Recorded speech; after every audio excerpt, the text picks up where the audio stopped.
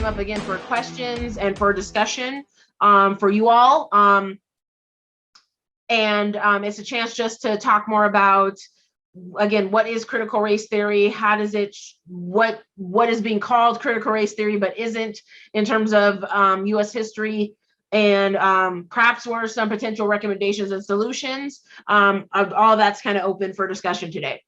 So take a few minutes to use the chat feature, and I want you to kind of ask your question in chat. So we'll take a couple of minutes to get some initial questions, and then we'll go into discussion for some of those pieces. So yeah, let's spend 2 or 3 minutes for y'all to write your question in chat. And I'm going to turn my camera off just for this time being. So again, 2 or 3 minutes, and then we'll start getting to some broader questions. And those who are joining, yes, we've started. Folks are putting their questions in the chat feature. So please go ahead and add your questions. And I'm just off camera just because I didn't want to be on camera as I'm just waiting for questions to be posted. So let's keep this open for another minute. So I will be addressing the first batch of questions after about a minute. So you have 1 more minute to put your question in chat, and then we're just kind of go through it chronologically. All right. So let's get to some of these. Okay, so first question is from Dr. Ross. So do you think this topic can be separated from politics? I want to say yes. And the reason I say that is because what is missing, or what has become problematic in our political discourse, is it's not even about discussing ideas or aligning on values anymore. It's about your side winning. It's about dunking on the other side. It's about having memeable moments and tweetable gotcha moments. Like, our political discourse as a whole has really devolved, and it's harming all of us. So we can't even get to actual roots of disagreements or disconnect on values that needs to be discussed.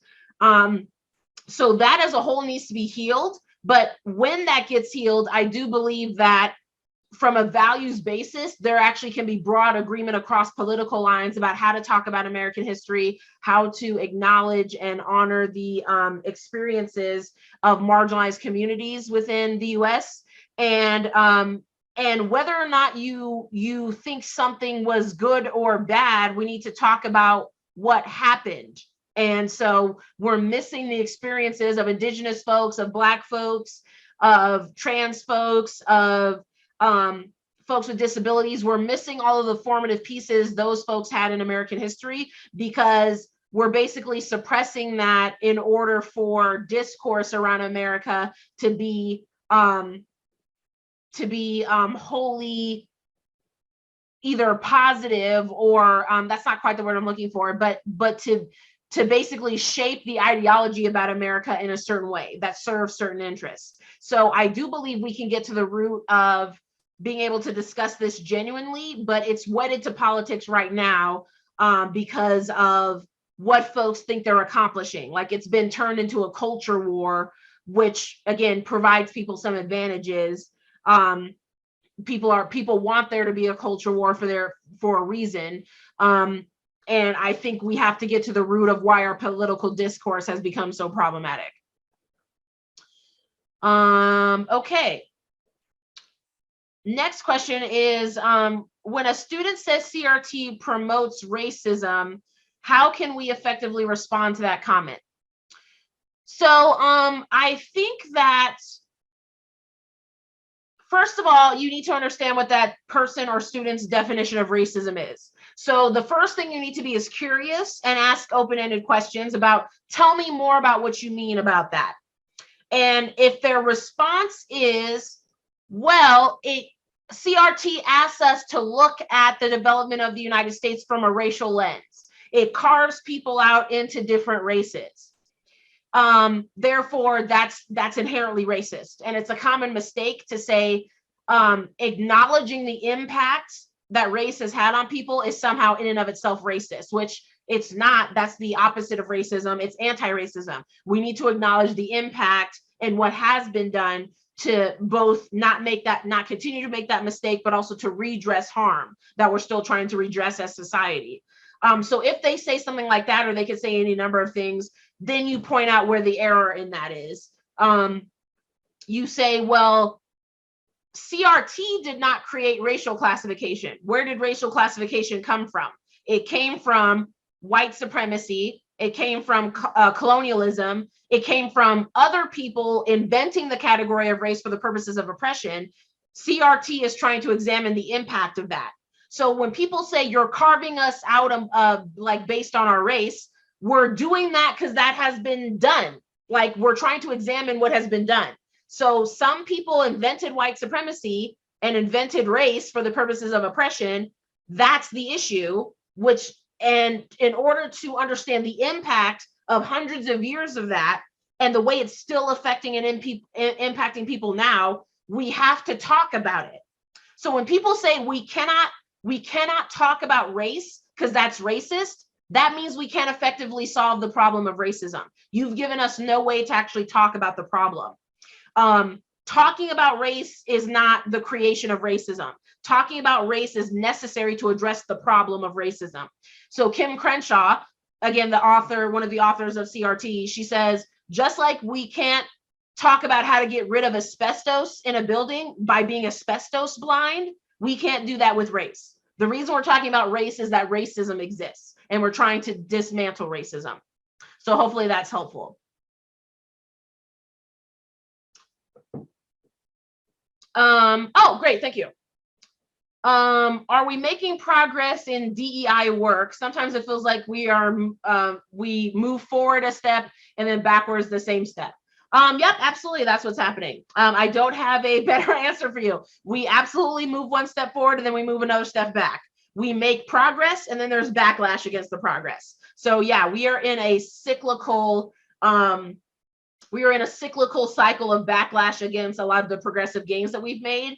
And we haven't even gotten to the place of systemic change yet. A lot of even the changes that have been made, we have made some systemic changes, but in terms of actually like creating an anti-racist society, in terms of actually redressing the harm of hundreds and hundreds of years of racism, we haven't even begun to do any of that work. And we're still just facing backlash. We're facing backlash just on the rhetoric, just on how we talk about stuff. So yeah, we are definitely in a pendulum that has been going on since the invention of the United States. We are fighting the same battle that was the Civil War. We're fighting the same battle that was the battle against the Civil Rights Movement. It's kind of the same thing. And that's what's a bit depressing about it.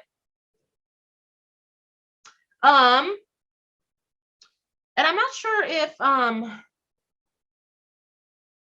don't know, Mandy or Dr. Ross, could you let me know in chat, are participants able to unmute? Because I may want some back and forth on some of these questions, but I didn't know if that's possible. So just let me know in chat if we can do that. But otherwise, I'll keep going through some of these questions. And then while I'm talking, if y'all have like thoughts that come up, if y'all have follow-up questions, if you all have ideas you want to be discussing with each other, please be engaging with each other in chat as well, because that's a way y'all can be talking to each other as I'm kind of answering these questions. So chat is your way to engage with each other, and then we'll see if I can do an unmute or something like that. Okay, how do you best combat the expanding politicizing of CRT and related issues? So I think I tackled a little bit of that. And I'm now finding folks are reactive to phrases like restorative justice or practices as it relates to students, and state we are making education political by using said practices. So yeah, that's a part of the attack that's being done. They are concentrating a bunch of things and calling that critical race theory when these are totally unrelated concepts. Other than these are things trying to like address harm in our society, but restorative justice and transformative justice is not CRT. Diversity, equity, and inclusion is not CRT. Anti-racism is not CRT. So a lot of things are being called that, and that's being done on purpose. It's being done to attack broadly progressive work and also broad community work that's being done to try to address harm. And it's saying, let's all lump all these things together. That's not an accident. So, again, a rhetorical strategy is to, again, to question people. So explain to me how restorative justice is related to, critical race theory. Talk to me more about that. And you might see people stumble, not have a way to define what they're talking about, and also getting to the root of what their opposition is. So, like, what are you afraid is going to happen here? What is your concern about what we're going to miss or what we're not going to do if we do this, etc.? Asking some of those questions to get to the root of, your opposition is not coming from a logical place, because you're naming things and relationships that don't exist.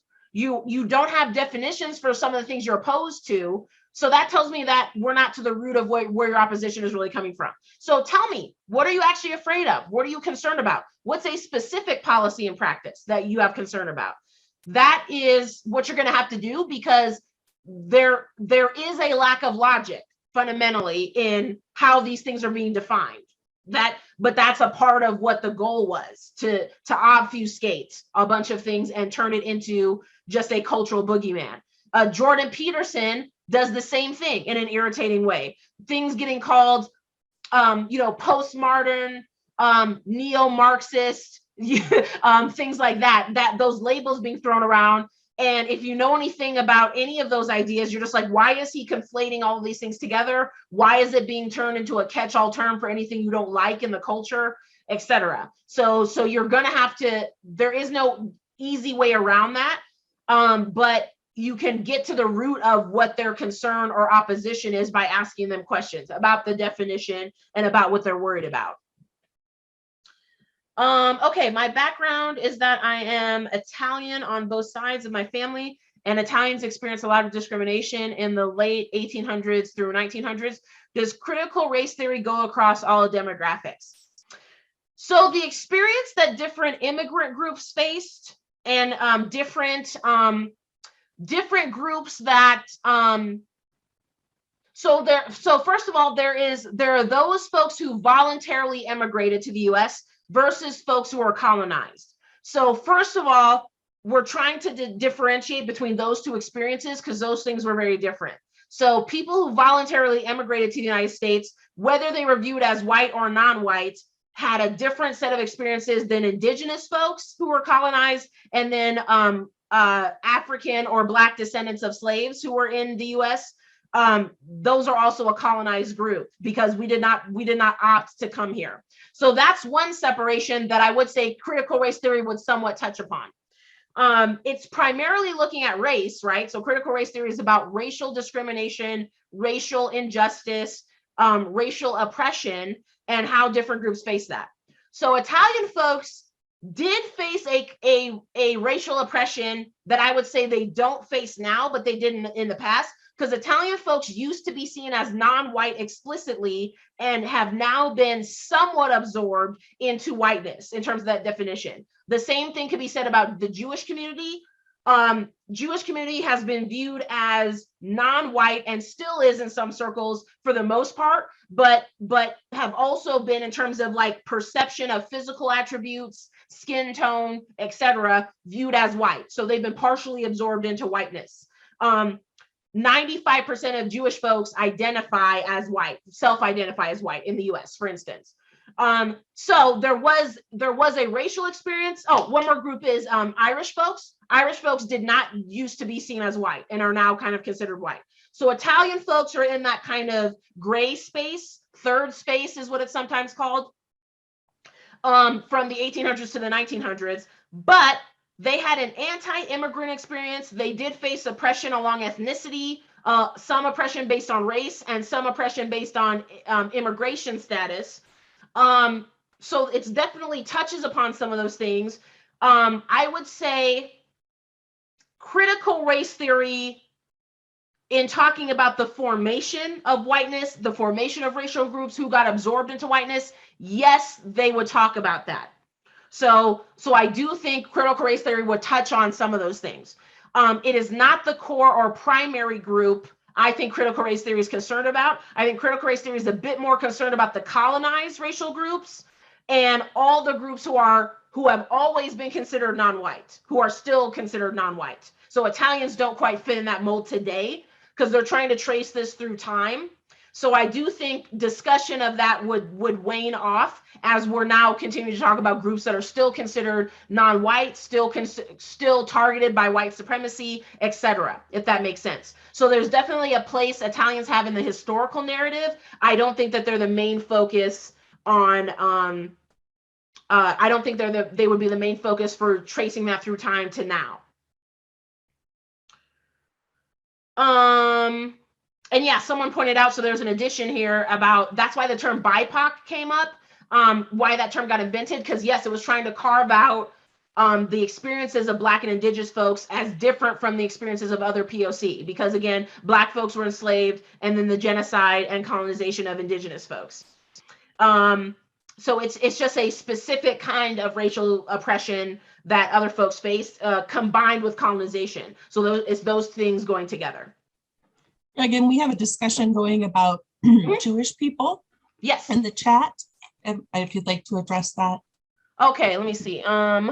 So someone says, Barb, Jewish is not white. The largest amount of discrimination based on actual incidents in the U.S. is against Jewish folks and anti-Semitic. So again, there's a couple of things happening here. So number one, Jewish folks in the U.S., the majority, again, upwards of 95% self-identify as white. That's one. Number two, in terms of how Jewish folks are perceived visually, remember, race does not actually exist. Race is a construct that we created that took things like hair texture, skin tone, eye shape, nose shape, etc., and classified people into racial categories. It's a fundamentally amorphous category that was invented for the purposes of oppression. So different groups have been considered non-white and then got absorbed into whiteness. And it's really about those visual phenotypical features. So visually, in terms of what people think of, how you get classified when people see you, many Jewish folks benefit from white privilege. Many of them are seen visually and recognized as white. Now, anti-Semitism, what anti-Semitism is, it's a ethno-religious oppression. It's oppression based on both ethnicity, because there is a Jewish ethnicity, and then it's oppression based on religion, the actual Jewish religion. There are Jewish religious folks of all different kinds of races, and then there's a specific ethnic category of Jewish folks that, in terms of their visual appearance, many of them would be mistaken to be white, thought of as white, granted white privilege, and many of them self-identify as white. So yes, there is a historical division about many white supremacists don't consider Jewish folks white. Several Jewish people, many groups of Jewish people do not consider themselves white. The question is, do they have access to white privilege? The question is, are they perceived as white, and do they have a relationship with whiteness that grants them some privilege? The answer is yes.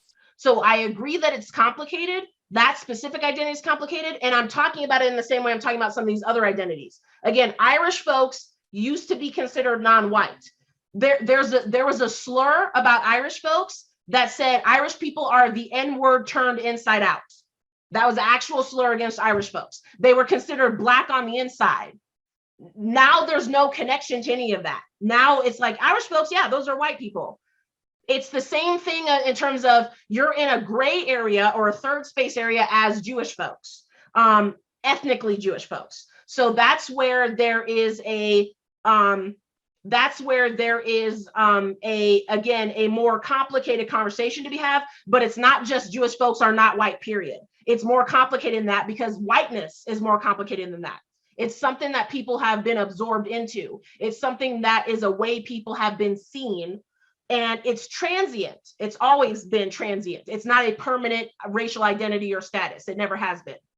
So I don't mean to erase anti-Semitism, and I don't mean to erase that Jewish people are targets of both anti-Jewish hatred and anti-Semitism, and that they have a very, very oppressive and problematic relationship with white supremacists. I'm not meaning to erase any of that. I'm saying here are the layers of this, and there's multiple ways we need to look at it. But I do think it's important to note that also a lot of white folks, a lot of white Jewish folks do self-identify that way too.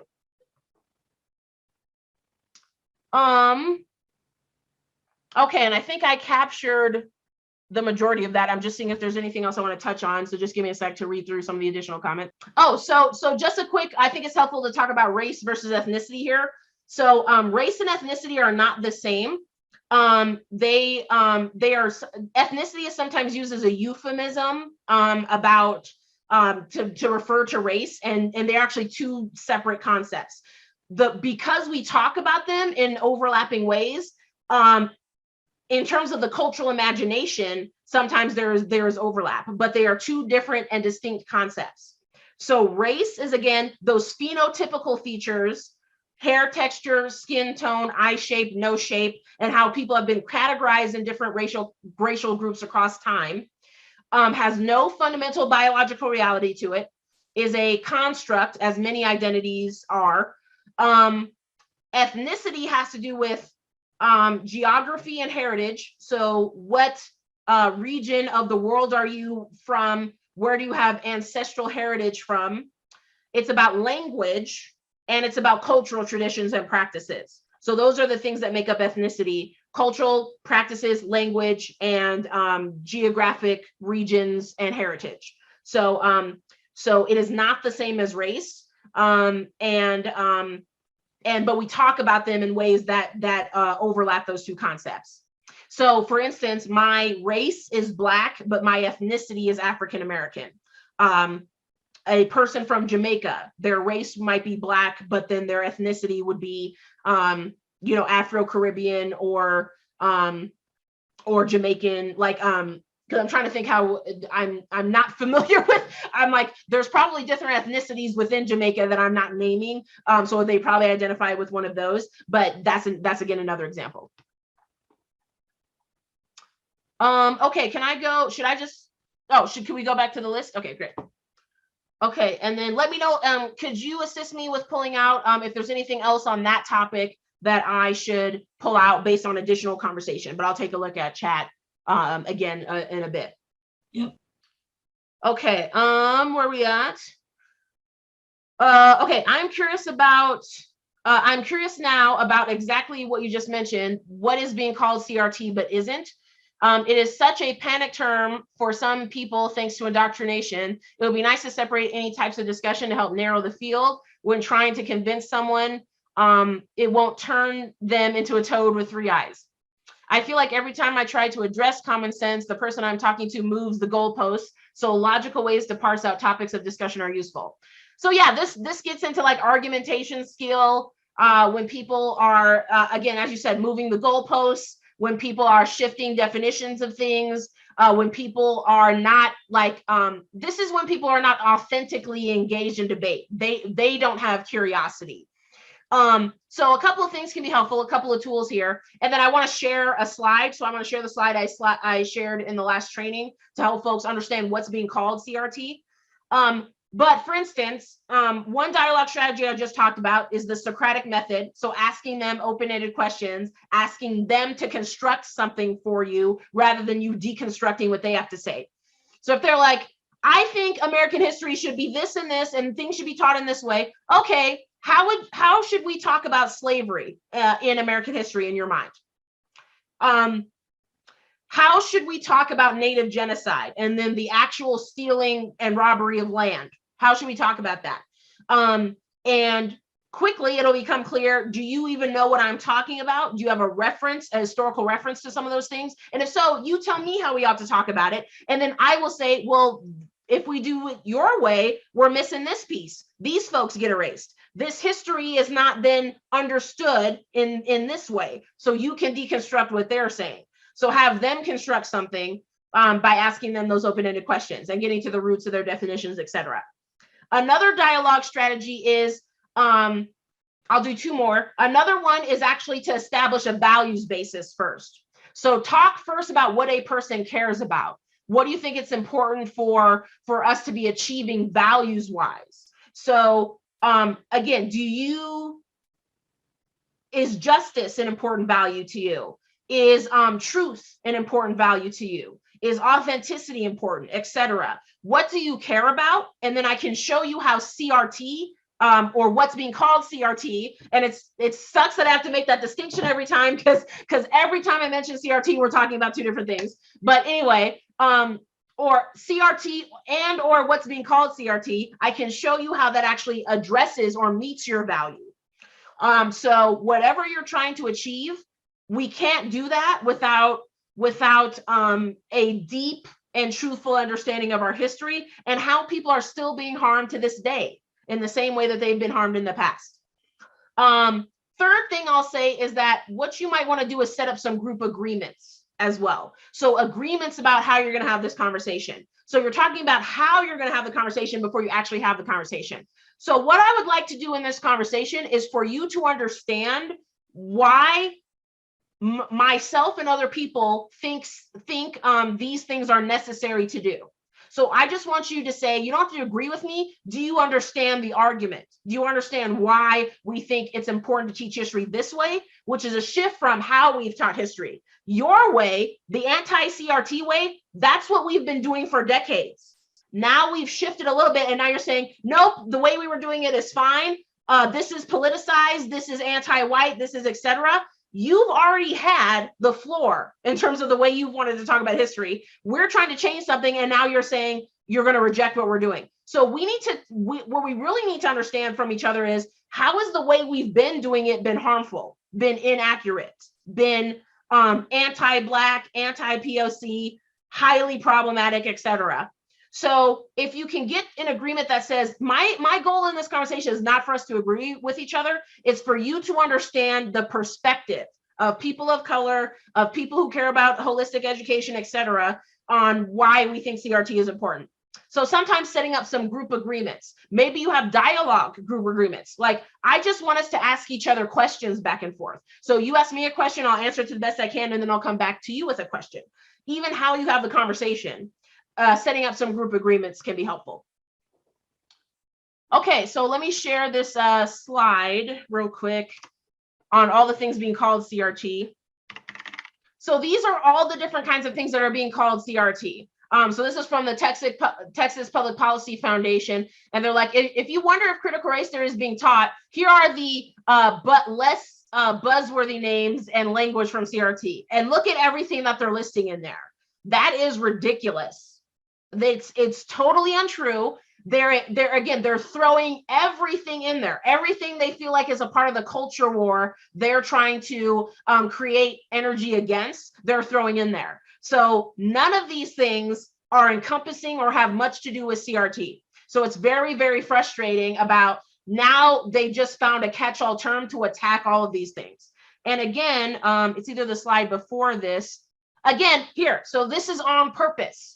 So this is from Christopher Rufo, who's like a policy strategist. I need to look up exactly what he does. But he's like, we have successfully frozen their brand, critical race theory, into the public conversation and are steadily driving up negative perceptions. We will eventually turn it toxic as we put all of the various cultural insanities under that brand category. They are doing this on purpose. So this is not a mistake. It's not it's a genuine misunderstanding. No, they're trying to construct the term as a catch-all for, again, various cultural insanities. I won't be surprised if they started throwing trans issues in there. Also, transgender people, that's a critical race theory made-up idea. I bet you people are going to start throwing that in there, and other issues, again, that they're trying to oppose. So I think that's important to note, is you're not having a conversation from a genuine place of curiosity. People are having conversations from a place of, I'm trying to tack on these things and attack all of these things at once.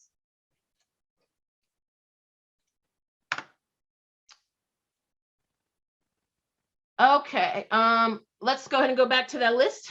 Great. Okay, do you agree with this statement from an article on CRT as a fair characterization of CRT? In contrast to equality, equity is defined and promoted by critical race theorists is little more than reformulated Marxism. In the name of equity, UCLA law professor and critical race theorist Cheryl Harris has proposed suspending private property rights, seizing land and wealth, and redistributing them along racial lines. Nope, that's not CRT. It's not Marxism.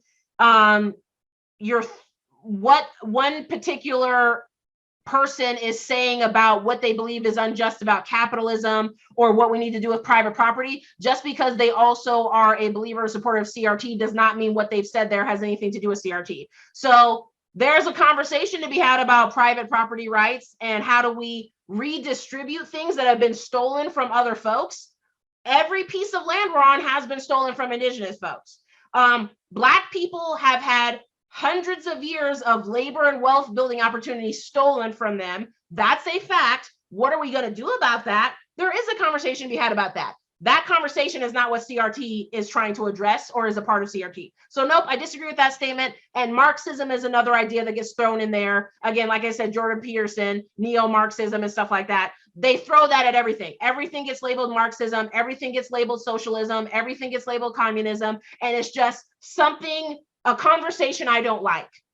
And it's also frustrating that these are folks talking about free speech all the time. Where's the free speech and the marketplace of ideas for Marxism? Where's the free speech and marketplace of ideas for critical race theory? Seems like it's only some ideas that you want there. I have my own critiques of the marketplace of ideas, but all I want is some values consistency. Again, what do you actually care about? Because I can point out all day how you're a hypocrite, but that doesn't get to the root of what you actually care about. What do you actually care about? What are you actually concerned about? And let's talk about that before you start labeling shit you don't like Marxism. and I learned a lot about Marxism in sociology, and it's frustrating that it gets labeled as some sort of end-all apocalyptic idea when really it's just a critique on capitalism in ways that are showing up in our daily lives. You would agree with Marx on a lot of his critiques about capitalism because we're feeling it and living through it right now. That's all it is. And so the way it gets vilified, I think, is hilarious. Is there a different way to reframe the discussion of CRT to use different language? This is something that I feel I'm of two minds on, because we actually concede language all the time. So just like you said, they're intentionally trying to take language and mischaracterize it and make it be associated with all kinds of things. That's happened to so much of our language. Feminism, the way people don't like the term feminism, or it's been maligned as a term or a concept. Critical race theory is just one of dozens of terms that we've lost to the cultural discourse. We can keep changing the language over and over again. You lose the connection in time when you change language. Folks have to retrace, are these people in the 40s and 50s, are they talking about the same thing that these folks are talking about? Are these similar concepts? When you keep changing the language of a concept, you actually lose the history and the graduation of the concept. You lose some of the context of the concept. So I'm less in favor of changing terms that people have co-opted, because we keep losing that fight and we keep losing the power behind a connected through line of a concept, if that makes sense. So yes, Regan.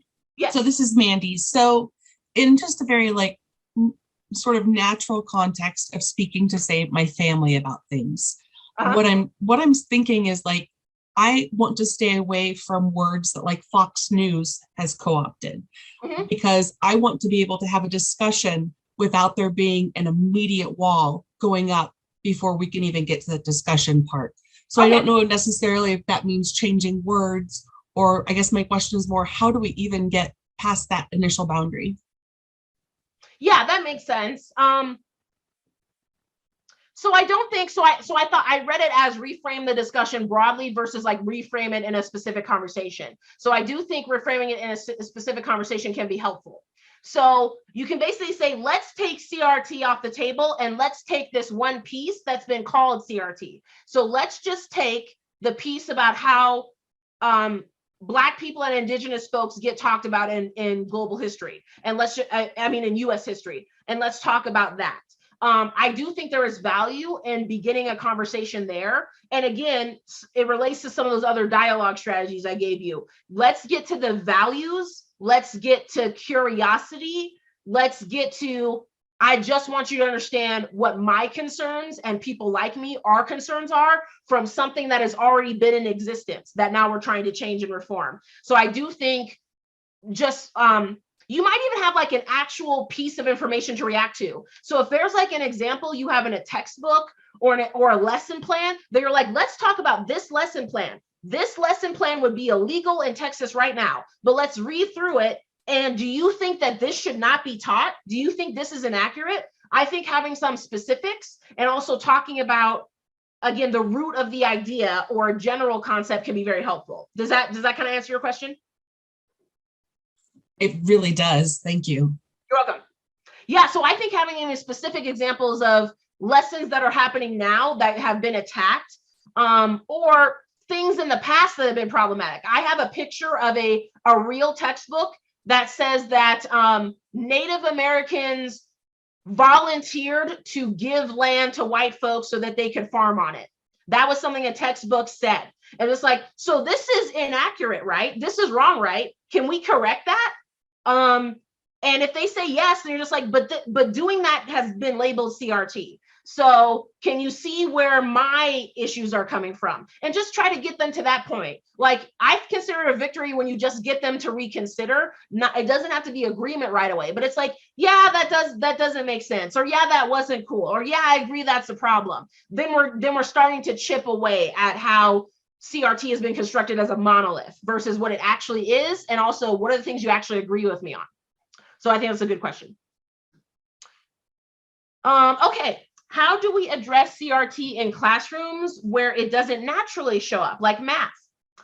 Excellent question. I actually, I remember a story about this way back in the day of, this is not necessarily specifically CRT related, but it's about anti-oppressive practice in other subject matters. So what this one teacher did was he actually took like the scenarios that you do in math, and then he applied like an anti-oppressive take on the scenarios. So I remember what he specifically did was, and again, this is an article I read, so I don't know, have some details, and this is like years and years ago. But what he did was, he was like, okay, we're going to do a math problem where you're going to figure out how much money the US government spends on military equipment versus how much money it spends on anti-poverty programs. And then you're going to tell me what the ratio is.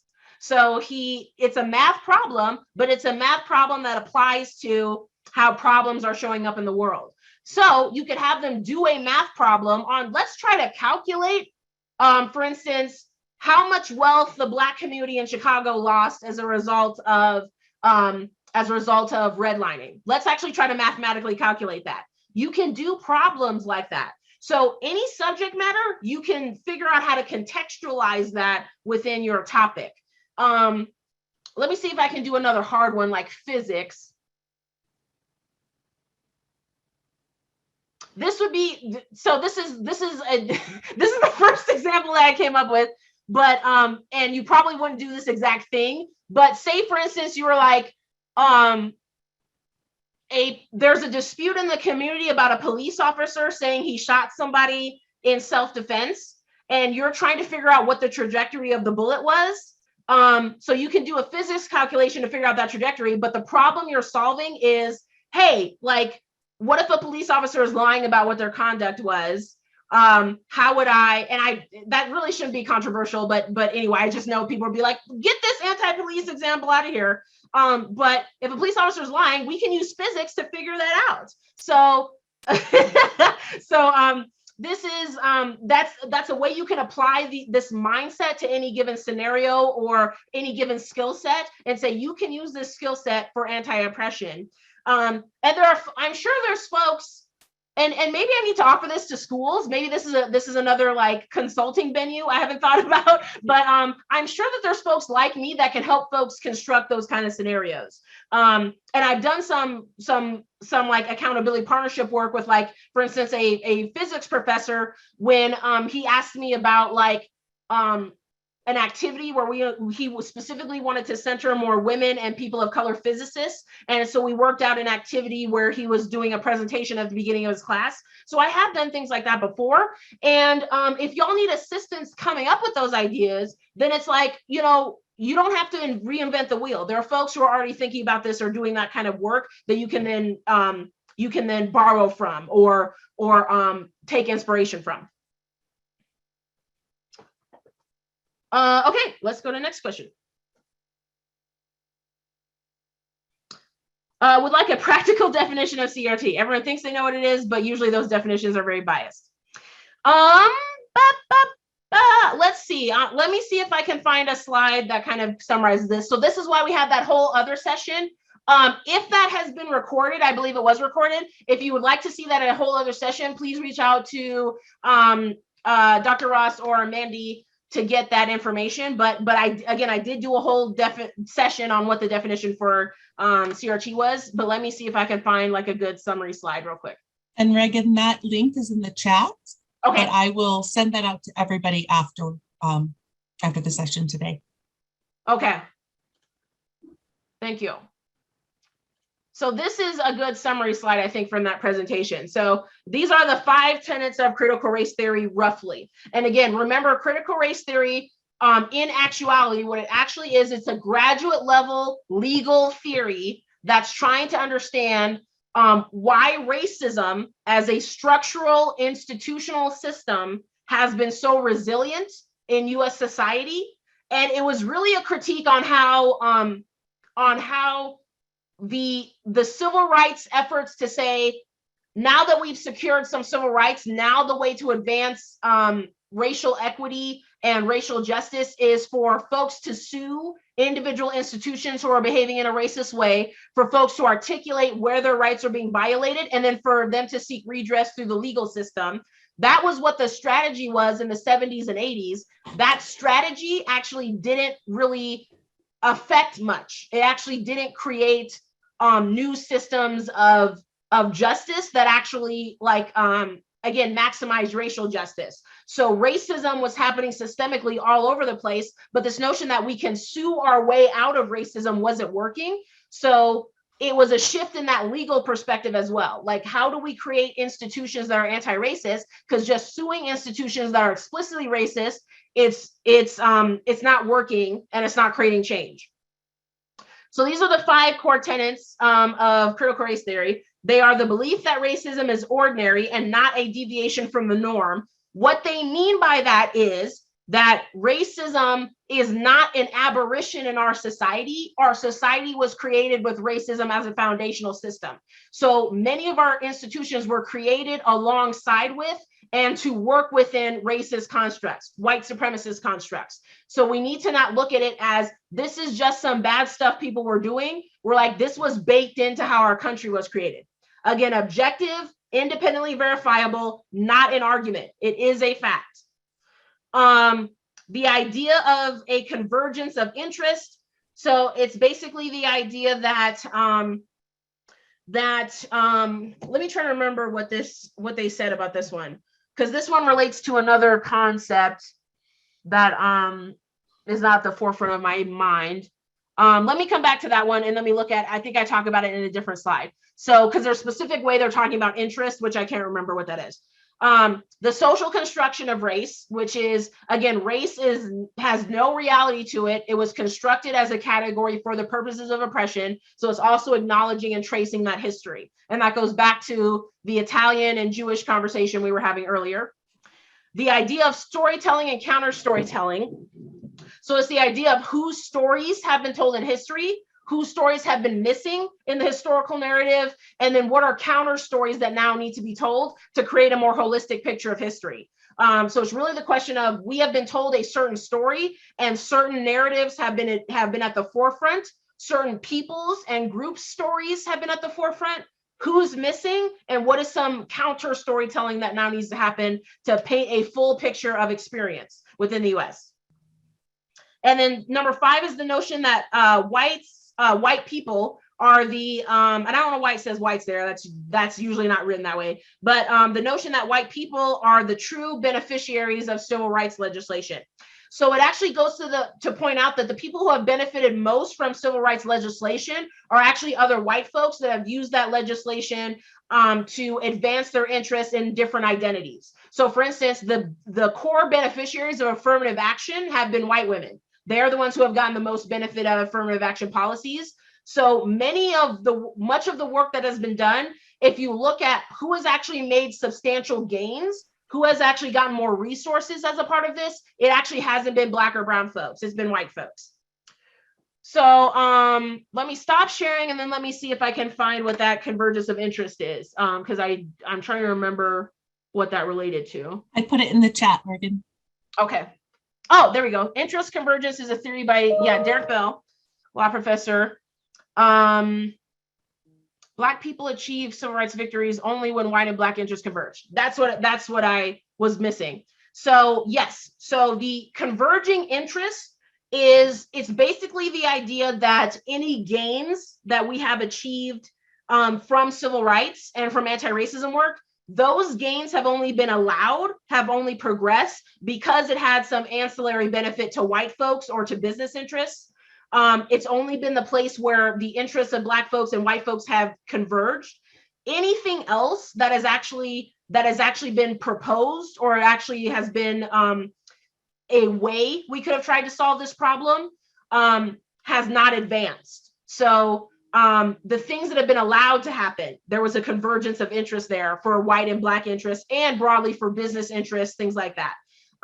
So it's a different way to look at civil rights victories. What these victories really entailed was something that had more complexity at the root of it. It wasn't just a straight victory. It was the only reason this even passed or happened is because some other people other than Black people, other than brown people benefited from it.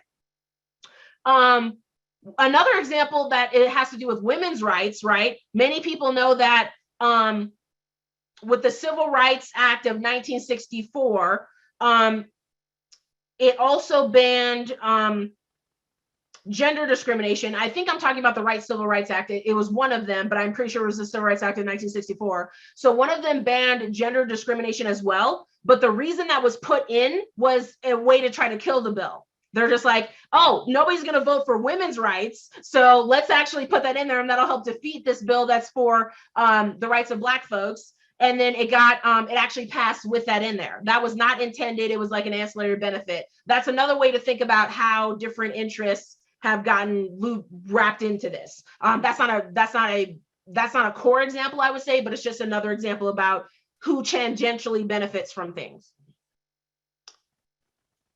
Okay, and we're going till 4. So let me answer another question or two, and then we'll actually take a little like a 10-minute break. And then we'll come back and go through some more stuff.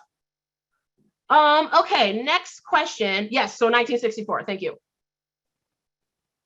Where are we at? I have my screen minimized. Okay. How to recognize where the limited silenced voices exist in our own disciplines, especially from those in the sciences. I hear from instructors that they're just dealing with the facts, so there aren't marginalized voices. If we can't be open to exclude voices, it will be difficult to broaden the views our students are exposed to. So the way in which people talk about facts is pretty frustrating. Again, marginalized identities are also a fact. Those are not just, people think it's unrelated to their work or their industry, when it's like every single industry in the United States has been touched by an oppressive system, because oppressive systems have been foundational to how our country formed. It's foundational to things like where people live, what kind of resources different communities have, how goods and services are produced.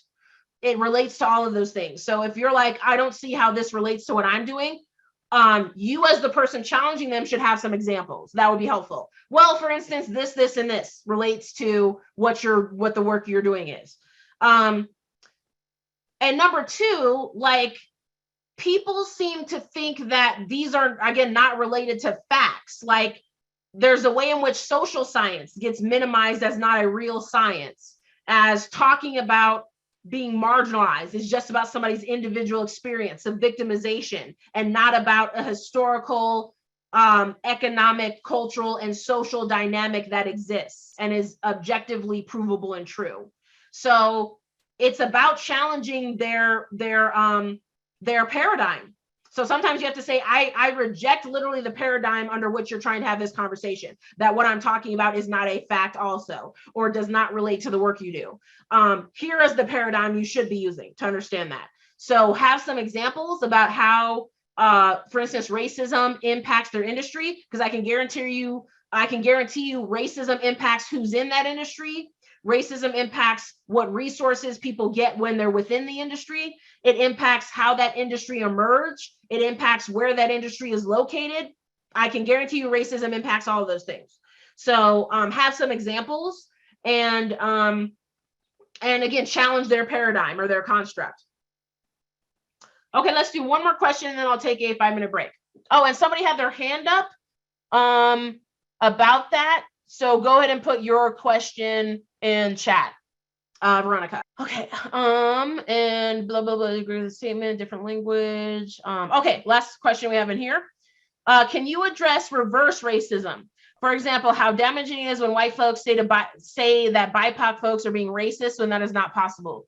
Also, please address white fragility and why it's important we identify racially in a socially constructed world that has a real impact on folks of color. I feel like it would be more constructive to have a racial conversation when folks can see what we all live under, a racial dynamic of privilege and oppression.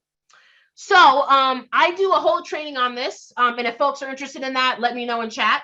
But what I use to teach about racism is a model called the 4 Eyes of Oppression. The 4 Eyes of Oppression is a model for understanding what are the 4 levels every oppressive system, including racism, functions under. Including racism, what 4 levels it functions under. So there is ideological oppression, institutional oppression, interpersonal oppression, and internalized oppression.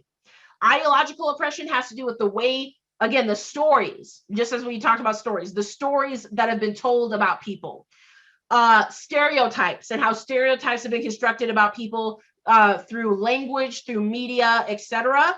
It's about the broad cultural consciousness around different groups and how those groups are thought about broadly. And then institutional oppression is about laws, policies, procedures, distribution of resources by institutions that have benefited one group and not and been denied explicitly to another group. So the reason why reverse racism is not possible is that institutionalized racism against white people has never happened in the United States. White people have never had a law against them that limited their access to resources based on their whiteness. Does not exist. So people are only talking about usually interpersonal racism when they talk about how people of color can be racist against white folks. They're talking about, well, what happens if an individual Black person comes up to me and says, I hate white people, I think white people are evil, etc. Isn't that a kind of racism? It's definitely a kind of interpersonal racism, right? That can happen. What has never happened to white folks is the institutional piece and the ideological piece. Those upper 2 levels of the 4 Eyes of Oppression haven't happened. So racism as a system, racism as a system of oppression, it's those 4 things together. And white folks have never been subjected to ideological or institutional racism in the US. Now, what a lot of white folks will come back with is, well, wait a minute, my grandfather or something, or my grandfather didn't got his union job canceled or something way back in the day, or my white mom got attacked because of something like this. And what they're really talking about is a different oppressive system. So they're really talking about either classism or sexism or something like that. I'm talking about being attacked based on your whiteness, not poor white folks have a hard time. Yes, they do, based on classism. Not white women and folks targeted by sexism have a hard time. Yeah, they do, but that's based on sexism. There is no oppressive system against white people based on their whiteness. There are white people who are affected by other oppressive systems. So that's the distinction that I make. And then white fragility is broadly the discomfort a lot of white folks have about even discussing or broaching race topics. It's Robin DiAngelo defines it as, she's the inventor of the concept, and she defines it as like this racial stress that comes up from white folks from either acknowledging privilege, acknowledging race even exists and has had a role in the world, and then it's an attempt to regain white racial equilibrium. It's an attempt to say, no, we're not going to talk about this. We're only going to talk about race in these ways. We're not going to talk about race at all. And the reason we're going to do that is because I'm uncomfortable as a white person, because I'm stressed out about this, because this doesn't benefit me or serve my interests. So I'm shutting down the whole conversation and the whole narrative. That's white fragility. It's a kind of defensiveness, and it's a kind of avoidance of stress. And that relates to critical race theory, because that's the reason a lot of folks are trying to shut down critical race theory. It's a manifestation of that fragility, of that discomfort with even addressing or broaching some of these subjects. So it's critical to think about. I think it's not critical, but I think it's an important piece to add to the understanding of critical race theory and why there is so much backlash against it now. Okay, so take some time to think about that. Let's go ahead and take a 10-minute break, and that's mostly for me to give my voice a rest. And let's come back at 3:15 to ask some final questions and address some final questions. 3:16. So hopefully most folks have made their way back. And I wanted to just draw out a couple of things in chat and then answer a few things that I saw. So one thing that I thought was helpful was somebody describing like in terms of math and the other ways to talk about like different practices and different disciplines. We can also go to non-Western, like folks who are practitioners. So somebody said Mayan mathematics, Arabic, physics, like you can look at them and how they talked about some of these things, their scenarios, examples, referencing other practitioners that are again from, I would say both non-white and non-Western. The way we define what counts as a Western society can get a little muddy, because the same thing happened where a bunch of different cultures got lumped into the term Western, and sometimes it's used as an alternative to white. So non-white and non-Western practices. And then some of their like scientific practices, we do not talk a lot about that at all in this country. So I think we need to talk way more about that and reveal that lots of other communities had ways of arriving at some of these answers and some of these scientific practices.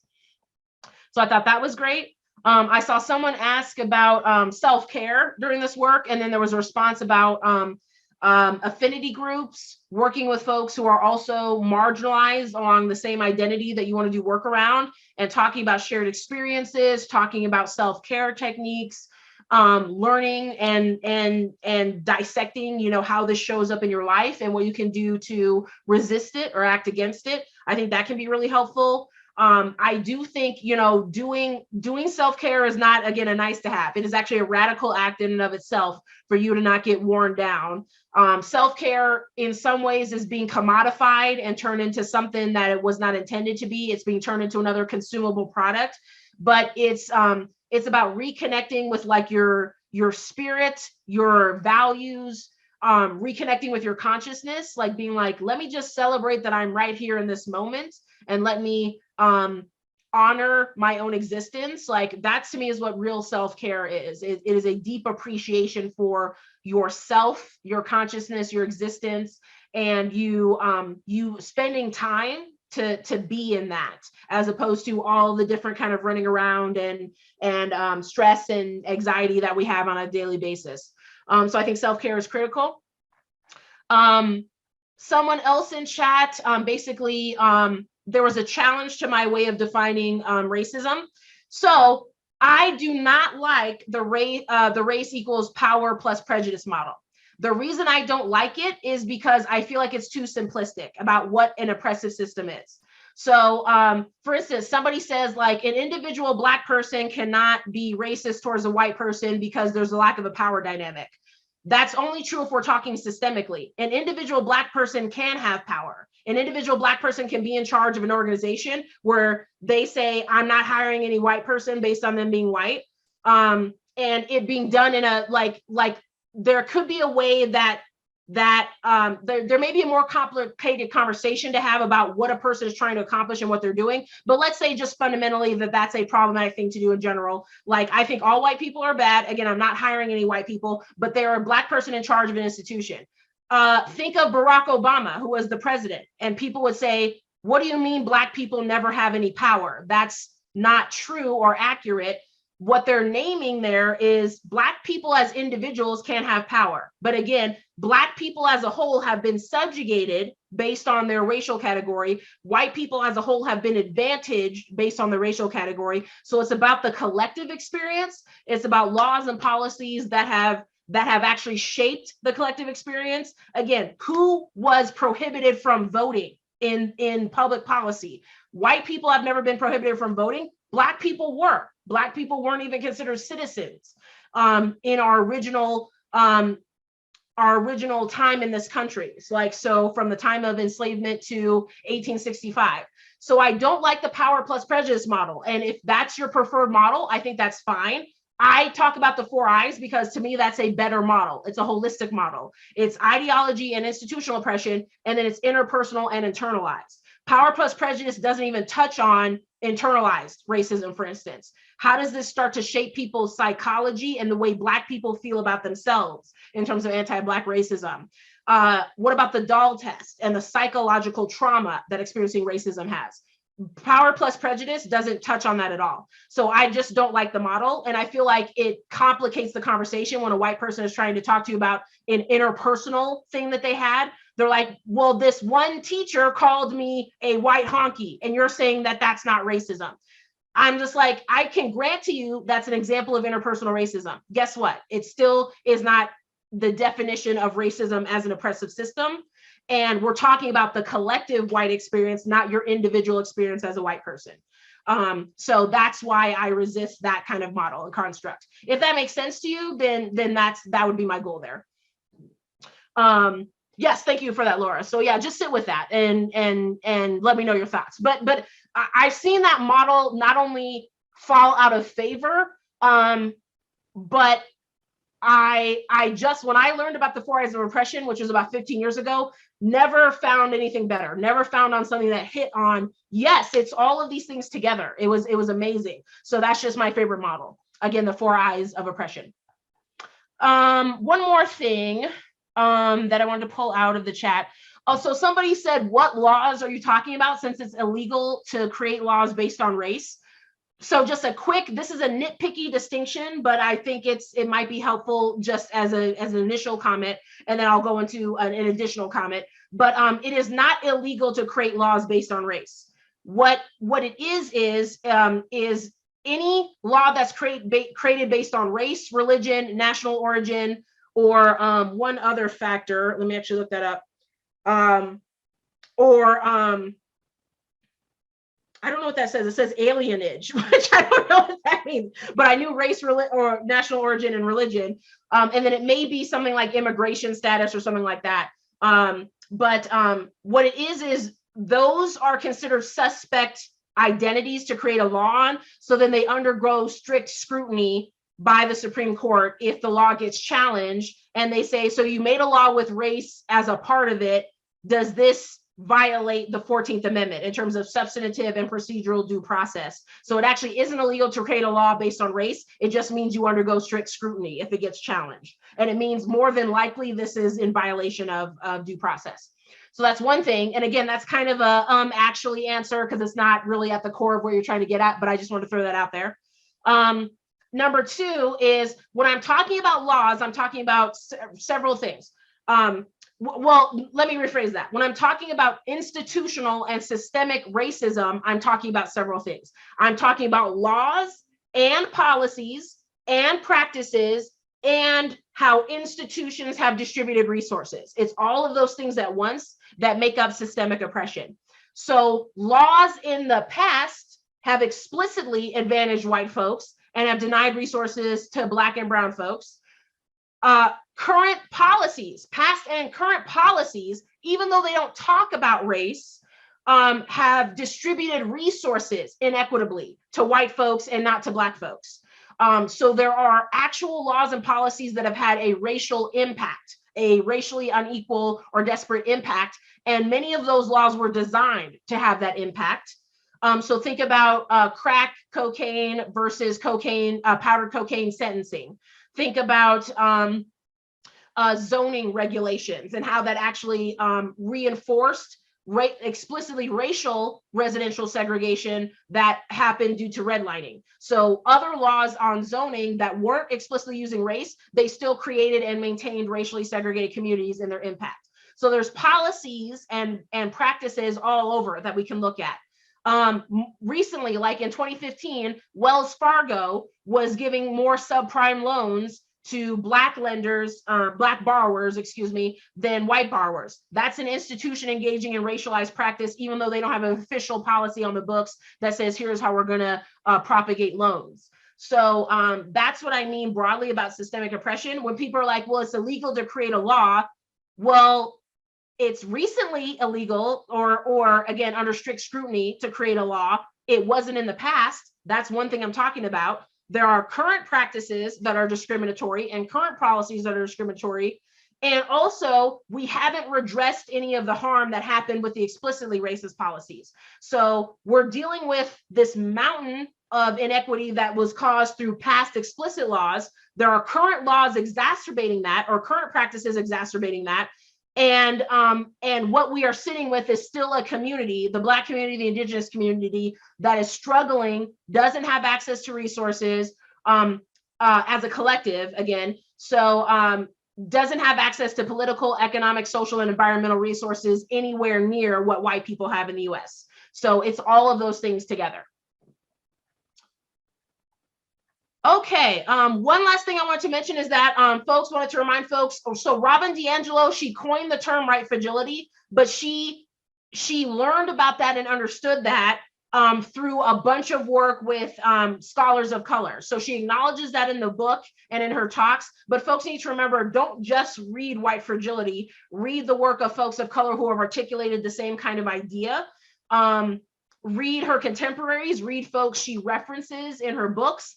And that is not even the most formative or important book I would say that you need to read. Like Angela Davis, Women, Race, and Class is an amazing book that helps you understand some of the history of the intersection of white women and anti-racism movements and then anti-racism movements within the US from slavery to now. I would say, anything by Bell Hooks, and I think a lot of folks said that. Bell Hooks is a prolific writer on race, gender, imperialism, a number one of those things.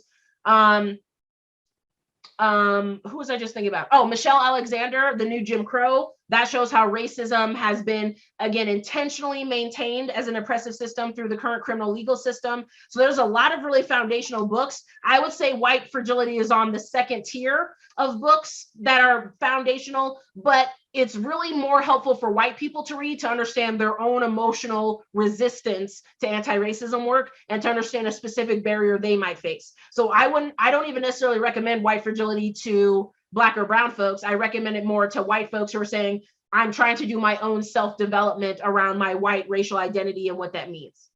So there's a lot of good books and a lot of good resources. Okay, I think I kind of touched on everything. Somebody mentioned like they had brought up a question about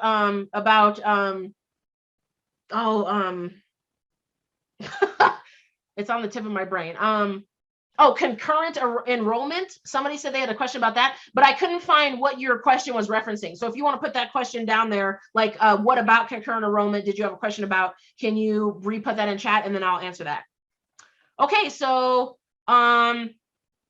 let's keep talking. So if folks have other questions or things that I've talked about that they would like to discuss, we have time for probably maybe 4 or 5 more questions, and then we can kind of close out. So please continue to ask your questions in chat.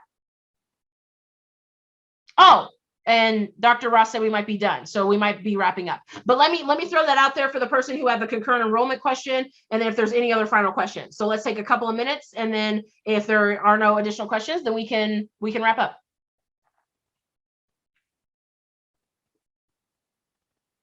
And yes, Audre Lorde is great, so I'd throw that out there. Octavia Butler does Afrofuturism, and so that's a more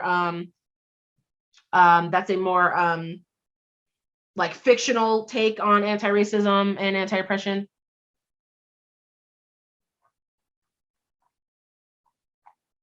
Well, I feel bad because I wouldn't have sent us on break if I know everyone was going to be done. So I wanted y'all to get the full 2 hours, but I think maybe we just had that as additional time if we needed. Yeah, we just like to schedule that in, Reagan, but if Okay. people are kind of done, that is totally good too. Okay. I am not seeing any additional questions yet. Okay. So I think we're mostly done. So great. Well, yeah, apologies for that. Then if I'd known that was like, it was just an hour and a half, then I probably wouldn't have taken a break, but it seems like we addressed a lot of good stuff here. So, so to summarize, anytime you're going into a conversation about critical race theory, the very first thing you need to do is clarify what you are talking about. Can you tell me specifically what policy, what practice you're talking about? What specific textbook, like you need to clarify that, because more often than not, someone is not talking to you about actual CRT. More often than not, they are talking to you about one of those other ideas that has gotten wrapped up in CRT. Second of all is you need to be asking questions. Tell me more about this. Tell me more about what your concern is. Tell me more about your understanding, to get to the root of what's really going on. Either their emotional opposition to the issue or their definition of what the issue is. Have your own examples of, again, these are independently verifiable, factual examples of systemic racism in the US. You can talk about the Homestead Act. You can talk about enslavement and the transatlantic slave trade. You can talk about, again, indigenous genocide. You can talk about all of the treaties, and the US has violated about 90% of them, all of the treaties with indigenous folks that the US government has violated. You can talk about segregation and Jim Crow. There are so many examples of things to talk about to say, so this happened, it was racially explicit, it harmed this group and advantaged this group. How do you think we should talk about that? So have them try to construct something and try to avoid getting into a place where somebody's throwing a bunch of bullshit at you and you have to do all of the work of, no, that's not true. And let me and you're misunderstanding this. That's more labor on your part. That you can do that. And it's good to do that sometimes. Sometimes it says, no, you do the labor part. You tell me how you would talk about this. So don't fall into that trap of they always get to ask you to run through hoops to explain something. Try to get to the root of the values. What values do you share? What values do you agree upon? And then have a way to explain to them why CRT in quotes achieves that. Again, if it would be helpful, if you need more information, if you need to understand more about the history of race and white supremacy, if you need to understand more about the 4 eyes of oppression and the 4 eyes of racism specifically, seek out that kind of knowledge. I offer those pieces, but so do a bunch of other trainers in Colorado. So if get training, get a book, be able to articulate some of these things, have an elevator speech to explain to someone quickly what systemic racism is. And that, I think, are some good steps to help steward you along. But know that the way language is being used is being made complex on purpose. And you have to disentangle the language almost first and foremost from this entire concept. And please continue in your anti-racism journey. So what you got is a sampling of my ability to pull all those things up at the top of my head. That's years and years of study. That's years and years of having conversations, of teaching, of having facilitated conversations like this. So it does take time. It does take practice. This is a skill set that you're building. The ability to talk effectively about systemic racism in the United States. You need to have those examples at the top of your head. You need to be able to explain some of these concepts. I don't expect you to be an expert at it because I do this for work and you more than likely don't do this for work, but you do need to get more comfortable being able to do that. That's how you can actually challenge people and question people. But at the end of the day, keep in mind those dialogue strategies I have. And keep in mind your own self-care, because this work can be really exhausting and frustrating. But it can also be empowering when you really break through to someone. When somebody says, I never thought about that. Those moments can be really rewarding as well. All right, thank you so much. And then And Mandy and or Dr. Ross, if there's anything you wanted to close us out with, then I invite you to do so. But thank you all so much for your time. And I will leave my email in chat if you'd like to reach out to me for any other support or are interested in training or consultation. Thank you. Thank you. All right. Let's give Regan a round or a virtual clap. All those different things. Thank you so much for being here and joining our Equity University series. And to everyone that's here, I just want to reiterate what I said in the chat. Thank you for being here, and your engagement allows this work to continue. It allows us to continue to provide these kinds of opportunities from the system, and make sure that we amplify and have these kinds of things available across the entire system. A couple quick announcements, things to be on the lookout for. We'll be rolling out a system-wide diversity, equity, inclusion training. It's a 2-hour training, 4 modules of 30 minutes. It'll be something that as we move forward, every person in the system will be responsible for completing, and then every new employee moving forward will be able to do so. It's a very basic training, but the goal is to give us all similar language to work from and to give everybody an introduction into the work that we are doing on our campuses. And then obviously we have February and March, but I just want to tell you about April. April will be bringing Pedro Noguera. So excited for him. So mark your calendars, and there'll be more information to come in the coming weeks about that. So with that being said, I want to say thank you all. I know it's already close to the end of the month, but Happy New Year. If you haven't taken down your Christmas decorations or holiday decorations, in Colorado, they say at the end of the stock show is now about the time to do so. So we're right about that time. And as always, I appreciate you. Thank you for being comfortable, being uncomfortable. Thank you for being in this space, sharing this space. And thank you most importantly for taking what you're learning here, thinking about here, and incorporating it onto your campuses, into the work, and into what we do every day. This is not an extra thing, as we like to remind folks. Equity is what we do. It's a part of the work. So again, kudos and thank you to all of you. Thank you again to Regan. Mandy, thank you. And you guys have a fantastic weekend, and we will see you next month.